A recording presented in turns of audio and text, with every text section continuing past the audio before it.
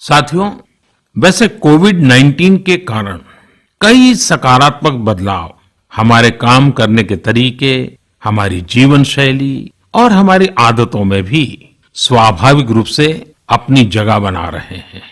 आपने सबने भी महसूस किया होगा, इस संकट ने कैसे अलग-अलग विषयों पर हमारी समझ और हमारी चेतना को जागरूक किया है, जो असर हमें अपने आसपास देखने को मिल रहे हैं। इनमें सबसे पहला है मास्क पहनना और अपने चेहरे को ढककर रखना। कोरोना की वजह से बदलती हुई हालात में मास्क भी हमारे जीवन का हिस्सा बन रहा है। वैसे हमें इसकी भी आदत कभी नहीं रही कि हमारे आसपास के बहुत सारे लोग मास्क में दिखे, लेकिन अब हो यही रहा है। हाँ, इसका ये मतलब नहीं है कि जो मास्क लगाते हैं वे सभी बीमार हैं। और जब मैं मास्क की बात करता हूं तो मुझे एक पुरानी बात याद आती है। आप सबको भी याद होगा, एक जमाना था कि हमारे देश के कई ऐसे इलाके ऐसे होते थे कि वहां अगर कोई नागरिक फल खरीदता हुआ दिखता था तो आस पड़ोस के लोग उसको जरूर पूछते थे, क्या घर में कोई बीमार है? यानी फल मतलब बीमारी में ही खाया जाता है, ऐसी एक धारणा बनी हुई थी।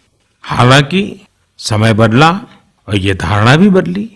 वैसे ही मास्क को लेकर भी धारणा अब बदलने वाली ही है। आप देखिएगा, मास्क अब सभ्य समाज का प्रतीक बन जाएगा।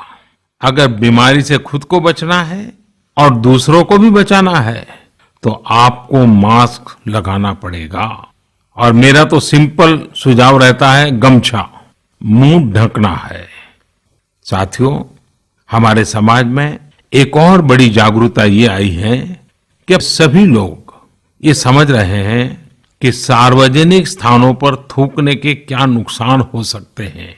यहां वहां कहीं पर भी थूक देना गलत आदतों का हिस्सा बना हुआ था। ये स्वच्छता और स्वास्थ्य को गंभीर चुनौती भी देता था। वैसे एक तरह से देखें तो हम हमेशा से ही इस समस्या को जानते रहे, लेकिन ये समस्या समाज से समाप्त होने का नाम ही नहीं ले रही थी। अब वो समय आ गया है कि इस बुरी आदत को हमेशा हमेशा के लिए खत्म कर दिया जाए। कहते भी हैं कि बेटर लेट देन नेवर। तो देर भले हो गई हो, लेकिन अब ये थूकने की आदत छोड़ देनी चाहिए। ये बातें जहां बेसिक हाइजीन का स्तर बढ़ाएंगी, वहीं कोरोना संक्रमण को फैलने से रोकने में भी मदद करेगी।